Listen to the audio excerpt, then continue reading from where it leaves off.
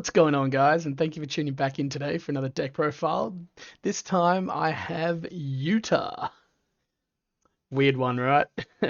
So before we get stuck into it, just like to do a big shout out to our sponsors, Beyond Odyssey and Balcata and Eternal Magic. The guys do wonderful things for us, and if you guys are always looking for singles or product, be sure to hit them up, and they'll be more than happy to accommodate for all your needs. So, Utah, this deck has not yet really been played much, I think. I haven't seen it much around. It's a dead deck. It's a dead leader. So yeah, it's no one plays it. I haven't seen many profiles, and I thought, hell, why not? Let's try something new and fresh and see if we can revive her. And I thought, what better way than to use the Whitebeard mechanic? It's really cool. I love the Whitebeard build.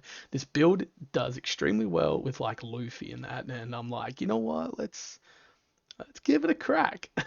So, look, so Yuta, her effect isn't all that good, but we're gonna try. We're gonna try with this leader, and I think you guys might appreciate it. So her effect is that you tap one Dawn and you choose up 20 of your characters without any effects. And the game's plus 2,000 power for the turn. So it's not too bad, right? But it's a vanilla sort of deck. And this is why it's not very good. Because you're not using cards that have a lot of effects. But I think we can get around that because I feel the Whitebeard mechanic, the build, has a lot of vanilla cards that are very mid to late game that can actually be quite threatening to your opponent. So hear me out. And I feel we can look into maybe making this build somewhat relevant. It just depends on how you want to go about it, right? So obviously we play four Otamas, and four Otamas is just such a huge card. Tap one, neg 2k off a character card, and it's a 2,000 counter. That's always big. Now, Makino. Makino's always great. Tap one, gives plus 3,000 power to a one cost character card. She's great. Ozus. Oh, sorry, Izus. This is where it starts getting into the Whitebeard stuff. Great card. It's your searcher. You play four of, obviously. Looks at the top five cards and adds a Whitebeard character card to hand. Well, Whitebeard Pirates card, actually. So you can get the event cards as well, which is always just beautiful. First vanilla, Carrot. I mean, Carrot can be decent. It's Carrot, right? she's not bad. So look, plays off the trigger that she plays, which can be good. So if she's in your trigger, hell, you got a free vanilla 3k on the board when you tap one using Uta's effect. You give it a plus 2k for one Dawn. You got a 5k on the board, and I feel that's a nice little good start to utilizing the effect with the leader. So we play four of her. Recommend that card. Great vanilla. Uta again, the four cost, 4k. On play, you'd choose one of your red character cards, other than Uta, with the cost of three or less from your trash and add it back to your hand, which is always great. That card, it's a great card. So she can pick up, your vanillas, your Izus, your searches, your plus 2k counters here, all that sort of stuff, which is nice. And even your Zora. Yeah, we play Zora in this deck. We'll get to that in a second. Also, Jozu. Jozu's a great card. Just a plus 2k counter in this deck, though, because unfortunately you don't have a Whitebeard. Yuta isn't a Whitebeard leader, so plus 2k counter, because it's just good to have there as another card to search from your Izo, just in case you need a plus 2k counter in hand. Roanoa Zora, yep, we know this card, the 3 cost, 5k rush. It's such a good card. This card's just is probably the bee's knees for red decks that I would recommend running in any red deck. Doesn't matter what it is, just run the card because you know this card's going to cause your opponent all sorts of problems. And this is what we got to try and utilize, right?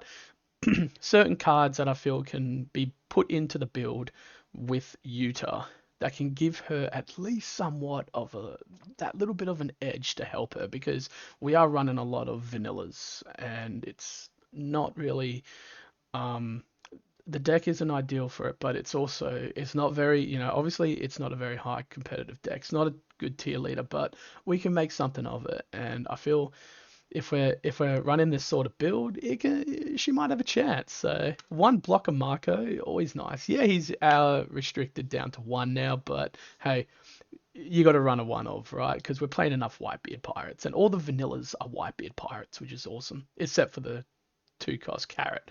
But yeah, so you're going to get the most value out of the Marco regardless, and he's searchable through the EZO, which is nice. Speed Jill. Thought we'll run this vanilla. 4 cost, 6k. Beautiful, And then with Uta's ability, you know, he's an 8k, and all these sort of numbers become a bit of a problem for your opponent. So when you build up your board starting from, early game, which is where your vanillas start at, which is 4 Don, to your mid to late game, it can kind of, I feel, get a little bit threatening because then you got 5 Don, you got 6 Don. So it doesn't matter if you're going on curve or not, you can still get the most out of your abilities with your vanillas. And this is what we're trying to aim for, right? And the fact that they're Whitebeard pirates, they're effective with your blocker Marco, they're effective for pitching, they're effective for searching out with your EZOs. And it gives you some sort of a chance, right, to run a kind of somewhat of a decent build with a vanilla outcome that can be done well with the leader. Marshall D Teach, so this is where you can get a bit of value out of him as well. When attacking, we run 2 of him, and the fact that when he's attacking, may trash 1 red character with 4,000 power or more. And this is going to be probably very easy to achieve, especially with even your 1 costs, because you got your Makinos and stuff, and even your trigger like your carrot and that, or just Uta herself that gives, that plus 2k to your vanillas. You can get more value out of it, I feel. He gets a plus 1k boost and then draws a card, which is always nice. So yeah, Marshall D Teach is great. I think a 2 of is nice. Maybe you could go for a 3. So, and the thing is, I've just built this deck, guys. So give it a shot. I felt like it was okay. Let me know if you feel comfortable with it. If there's any changes that you reckon that you'd recommend to make, and we can go about it together. I think the deck is can be pretty fun to toy with. King Do, great card. 5 Don, 7,000. That's what I mean. And then with Uta's ability, when you tap 1 Don, it's becoming that 9k threatening position. 7k is always that sweet number, but then getting that extra plus 2 of Uta's ability is huge to make it a 9,000. It's awesome. So, look, and it doesn't require any cost of the character card. It's just choose up to one of your characters without effects, and it gains plus 2,000 power. So, for a fact that you can choose any sort of vanilla. Dash for 6 Don and 8k, or you can when you play him, tap 1 during your next turn. It's a 10k with Uta's ability. So these are your vanillas that I feel can be very threatening towards your mid to late game sort of scenario. Papa Shanks, man. We got to play Papa Shanks, for Uta. We play a 1 of him. Great card, 9 Don for a 10k rush, and they can't activate a blocker that's 2,000 power or less.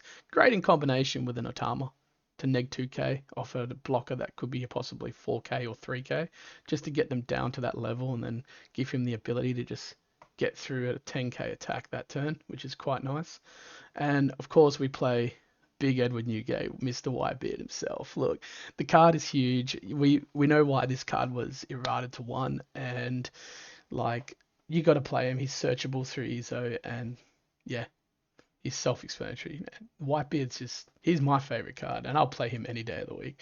Moving on to Radical Beam, of course, we play a 1 of. Self-explanatory for 1 Don when you're at 2 or less life, it's 4k. It's huge. To help compensate for the Radical Beams, we play 3 guard points as well.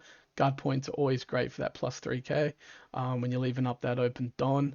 So when you go into 8k, especially if your opponent's swinging you for 7, and you don't have to spend 2 cards from hand, spending 1 card from hand with a guard point is always nice. So guard points are now kind of that substitution for Radical Beams now. Still a great card.